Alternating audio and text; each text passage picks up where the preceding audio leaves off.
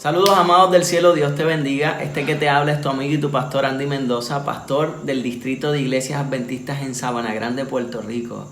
Ese distrito confiere las iglesias de Sabana Grande Pueblo, Sabana Grande Molina y Sabana Grande Río Flores. Una hermandad hermosísima que les espera con los brazos abiertos para bendecirle. Así que permítele a Dios tener un encuentro contigo y a nosotros disfrutar de su presencia. Que no solamente tengamos un encuentro virtual, sino que también podamos disfrutar en persona.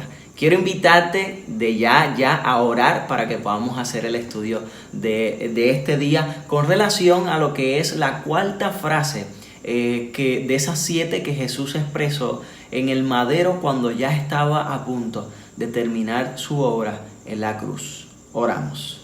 Amado Dios y eterno Padre que estás en los cielos, gracias por darnos tu palabra. Te rogamos que nos des sabiduría para entenderla. Que nos brinde, Señor, tu Espíritu Santo para poder compartirla y que de forma especial nos dé la fortaleza del cielo para poder practicarla. Te rogamos, Señor, tu bendición en el nombre de Jesús. Amén. La palabra de Dios en Mateo capítulo 24, versículo 45 al 47 es la porción bíblica que vamos a estar tomando en este momento para poder compartirles y explicarles a fondo lo que conlleva esa expresión de Jesús. Dice la palabra de Dios de la siguiente manera: desde la hora sexta hubo tinieblas sobre la tierra hasta la hora novena. Cerca de la hora novena, Jesús clamó a gran voz diciendo: Elí, Elí, lama sabatani, que significa: Dios mío, ¿por qué me has desamparado? Algunos de los que estaban allí decían al oírlo: a Elías llama este. Sabes, algunos de los judíos decían que Elías vendría en momentos de aflicción, que Elías era aquel libertador que vendría a liberar al pueblo del dolor, de la tribulación, de situaciones precarias en las que se encontraban. Y el fonema de la expresión Elí, Elí da a entender como si Jesús estuviese llamando a Elías, pero en realidad a quién se refería era a Dios. Llamaba a Dios en son de clamor, llamaba a Dios pidiendo por su presencia. Pero para responder o para entender esa parte del texto, más bien vamos a entender primero su contexto para que nos demos cuenta de por qué Jesús hace esta expresión. Dice la palabra de Dios en el versículo 45 que desde la hora sexta hubo tinieblas sobre toda la tierra hasta la hora novena. Yo quiero decirte, amado del cielo, que no ha habido 3 horas más oscuras sobre la faz de la tierra que en el momento de la crucifixión de Jesucristo. Este tiempo donde las tinieblas más densas de la humanidad y de la existencia de este universo caían sobre la cruz. Algunos autores bíblicos o algunas personas que les ha gustado estudiar esta porción bíblica dicen que la gente apenas podía percibir el rostro de Jesús cuando las tinieblas más densas cayeron sobre la cruz. La historia bíblica nos recuerda, o esta porción bíblica nos recuerda lo que probablemente ocurrió cuando el Señor hirió a los egipcios con una plaga de tinieblas. Es que en Éxodo capítulo 10 versículo 21, Jehová dijo a Moisés: extiende tu mano hacia el cielo para que haya tinieblas sobre la tierra de Egipto, tanto que cualquiera las palpe.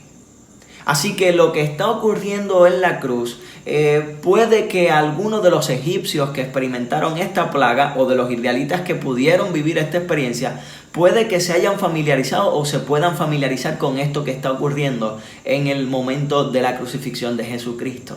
Ahora yo quiero compartirte que las tinieblas muchas veces en la Biblia tienen una connotación negativa.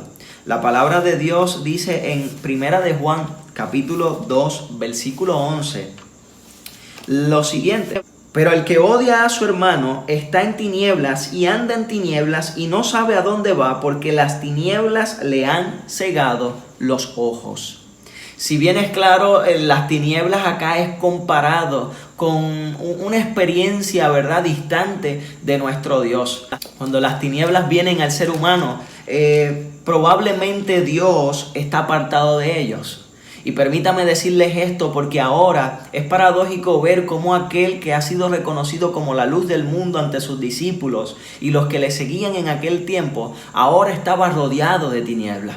Dice el apóstol Juan en el capítulo 1 que Él era la luz. Él era quien resplandecía a los que estaban en tinieblas.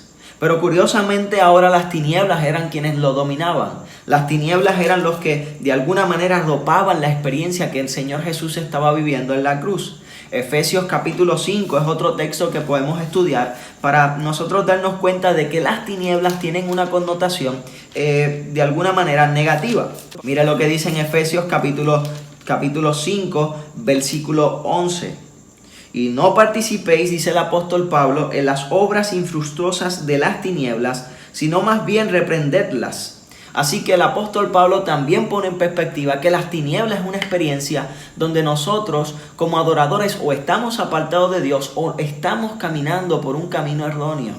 Jesús se encontraba rodeado de tinieblas. Sin embargo, la palabra de Dios lo describe como alguien justo. La palabra de Dios lo describe como alguien sin pecados. La palabra de Dios lo describe como aquel que vivía de manera santa y sublime la vida que vivió. Entonces la pregunta es, pastor, ¿por qué las tinieblas rodeaban a Jesús? Déjame decirte que el texto bíblico dice que cerca de la hora novena Jesús clama a gran voz diciendo, Elí, Elí, lama sabatani, Dios mío, ¿por qué me has desamparado?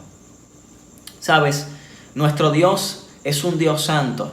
Un Dios puro, sin manchas y sin defecto, del cual no está dispuesto a habitar en las tinieblas. Cuando el Señor Jesús dice, Dios mío, ¿por qué me has desamparado? Es una pregunta no solo existencial, no es una pregunta que solamente demanda una respuesta sencilla de alguien que diga por esto o por lo otro, no.